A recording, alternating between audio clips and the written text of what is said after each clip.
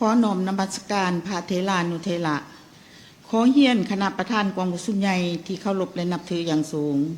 เฮียนบรรดาสหายผู้แทนกองประชุมใหญ่บรรดาสหายแขกที่มีเกียรติที่นับถือและหักแพงทั้งหลายปฏิบัติตามการมอบหมายของประธานกองประชุมใหญ่ข้าพเจ้าตั้งหน้าอนุกรรมการกฎระเบียบและบุคลากรกองประชุมใหญ่ครั้งที่12ของพรรคขอแจ้งผลการเลือกตั้งคณะบริหารงานศูนย์กลางพรรคที่ได้รับการเลือกตั้งในกองประชุมใหญ่ผู้แทนทั่วประเทศ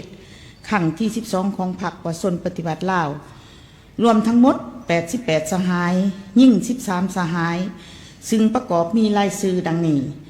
1. กรรมการสมบูรณ์ศูนย์กลางพรรคมี73สหาย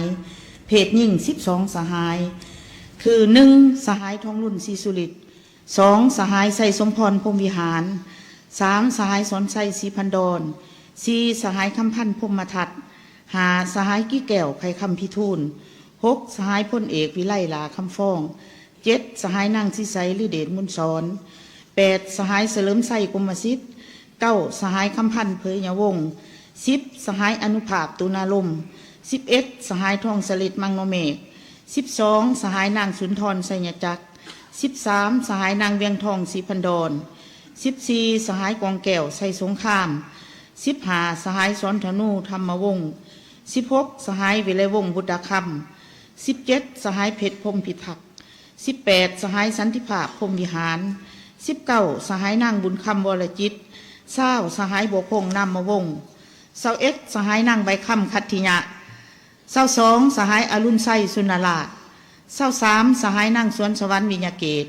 24. สหายโพไสไสยาสอน25. สหายเหล่าเป่าทรงนาวงไส26. พลโทคำเลี้ยงอุทะไกรสอน27. สหายบุญโจมอุบลประเสริฐ28. สหายคำพ้อยวรรณสาร29. สหายเล็กไหลศรีวิไล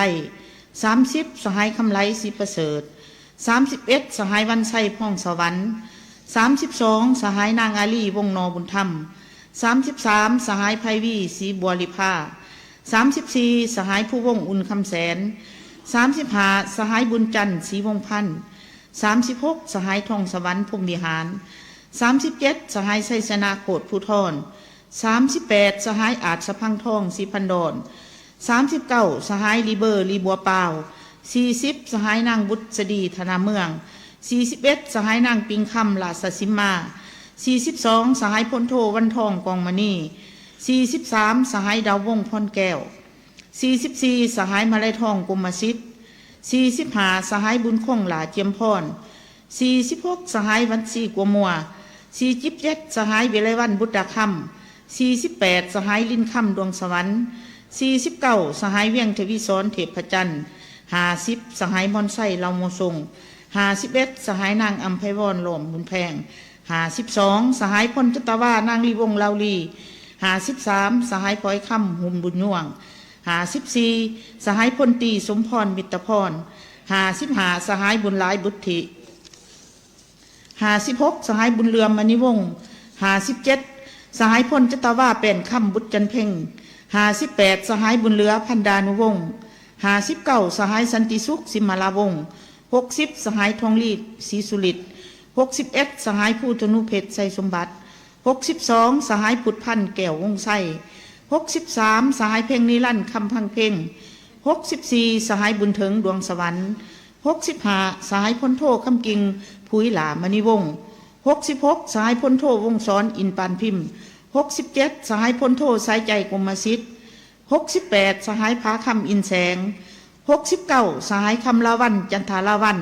70. สหายนางทุมมาลีวงพจันทร์71. สหายสุขคำเพชรเครื่องบุตรศรี72. สหายพลจตวาคอนสวรรค์สมภาไส73. สหายโพไสไขคำพิทูลกรรมการศูนย์กลางพรรคสมบูรณ์สมัย12มีคุณลักษณะดังนี้ด้านอายุเกษียณอายุ60ปีขึ้นไป31สหายรวม 42.46% อายุ46ปี59ปีมี42สหายรวม 57.53% อายุต่ำกว่า45ปีลงมาบ่มีอายุสูงสุด80ปีอายุต่ำสุด46ปีอายุเฉลี่ย59ปี เข้าการปฏิบัติก่อน1975มี2สหายกวม 2.74% เข้าการปฏิบัติหลังปี1975มี71สหายกวม 97.26% เข้าพักก่อนปี1975มี1สหายกวม 1.37% ระดับวิชาเฉพาะจบปริญญาเอกมี24สหายกวม 32.87% ปริญญาโทมี41สหายกวม 56.16% ปริญญาตรี5สหายกวม 6.85% สั้นสูง3สหายกวม 4.1% ระดับทฤษฎีการเมืองขั้นสูงมี73สหายกวม100%กรรมการสำห้องศูนย์กลางพรรคมี15สหายดังมีรายชื่อดังนี้1สหายวรไสเล็งสวัสดิ์2สหายดาวสวรรค์เคยมีไส้3สหายมีไส้พุ่มเข4สหายขม่อนจันทจิต5สหายสุริวัตรสุวรรณจุมคำ6สหายพลจัตวากองสวัสดิ์บุญเลี่ยม7สหายจินดาวงศ์โพสีคำ8สหายพิไลทองจิตมณี9สหายวรรณไส้สัตตกุล10สหายพลจัตวาสอนไส้จัญญาลา11สหายธนุงไส้ขุดไพฑูรย์12สหายนางมีนาศรีวิไล13สหายบุญทวีสอสุกัน14สหายพลตะวาสุริไสพิจิตร15สหายอาคมเดชวงไส้กรรมการสำห้องศูนย์กลางพรรคสมัย12มีคุณลักษณะดังนี้ด้านอายุเกษียณอายุ46ปี50ปีมี10สหายกวม 66.67% อายุต่ำกว่า45ปีลงมามี5สหายกวม 33.33% อายุสูงสุด50ปีอายุต่ำสุด37ปีอายุเฉลี่ย45ปีเข้าการปฏิบัติหลังปี1975ทั้งหมด15สหายระดับวิชาเฉพาะจบปริญญาเอก6สหายกวม 40% ปริญญาโท8สหายกวม 53.33% ปริญญาตรี1สหายกวม 6.67%ระดับทฤษฎีการเมืองขั้นสูง13สหายขั้นต้น1สหายบ่ทันได้ผ่าน1สหายบรรดาสหายที่ได้รับการเลือกตั้งครั้งนี้ล้วนแต่ได้รับการทดสอบฝึกฝนหล่อหลอมจากกระบวนการตัวจริงเป็นผู้มีความตั้งหน้าเห่าหันในภารกิจเปลี่ยนแปลงใหม่ได้เป็นแบบอย่างที่ดีให้แก่ฐานแถวพนักงานสมาชิกพรรคและประชาชนในภารกิจปกปักรักษาและพัฒนาประเทศชาติแนวคิดไกรสอนภูมิหารทั้งระบบบำรุงและก่อสร้างได้รับการศึกษาด้านวิชาเฉพาะเทคนิควิทยาศาสตร์นับแต่ปริญญาตรีขึ้นไปคณะประธานกองประชุมใหญ่ที่นับถือผู้แทนสมบูรณ์แขกที่นับถือและหักแพงทั้งหลายกองประชุมครั้งปฐมฤกษ์ของคณะบริหารงานศูนย์กลางพรรคสมัย12ได้ดำเนินในตอนเช้าของวันที่8มังกร2026ซึ่งกองประชุมบรรดาสหายคณะบริหารงานศูนย์กลางพรรคสมัย12ได้มีความเป็นเอกฉันท์เลือกตั้งกรรมการกรมการเมืองศูนย์กลางพรรคคณะเลขาธิการศูนย์กลางพรรคเลขาธิการใหญ่คณะบริหารงานศูนย์กลางพรรคสมัย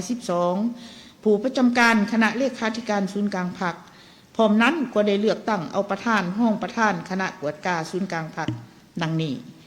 กรมการเมืองศูนย์กลางพรรคประกอบมี13สหายยิ่ง1สหาย1สหายทองรุ่นศรีสุริต2สหายไส้สมพรพงวิหาร3สหายสอนไส้ศรีพันดร4สหายคันพันพรหมทัต5สหายกี้แก้วไขคำพิทูล6สหายพลเอกวิไลลาคำฟอง7สหายนางสีใสฤเดชพุนสอน8สหายเฉลิมไส้กรมสิทธิ์9สหายคำพันเผยยังวง10สหายทองสลิดมังโนเมฆ11สหายเพชรพรหมพิพัฒน์12สหายพลโทคำเลียงอุทาไกรสอน13สหายวันไส้พ่องสวรรค์คณะเลขาธิการศูนย์กลางพรรคประกอบมี11สหายยิ่ง4สหายดังนี้1สหายทองรุ่นศรีสุริต2สหายพลเอกวิไลลาคำฟอง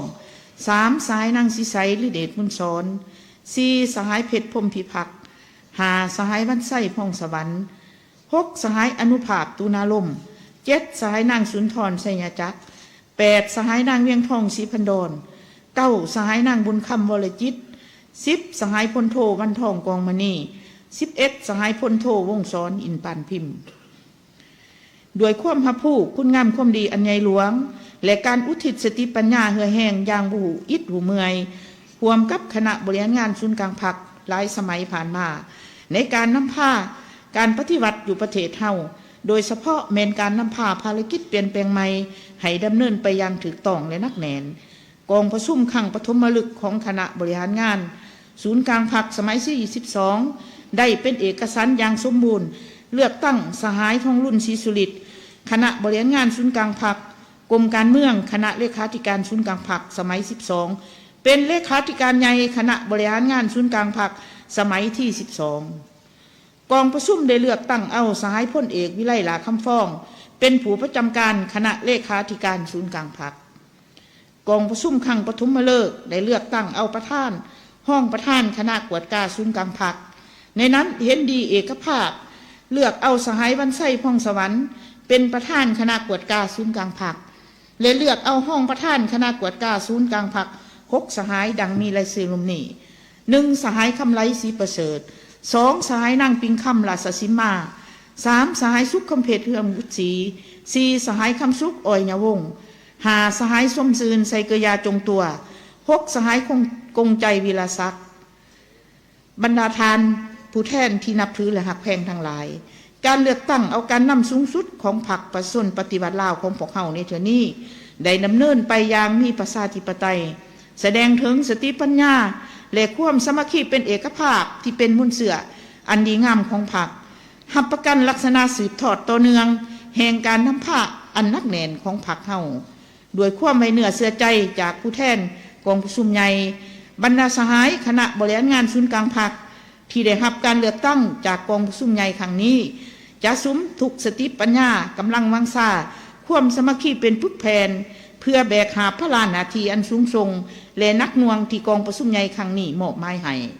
การรายงานของข้าพเจ้าสิ้นทุดเพียงเท่านี้ขอขอบใจ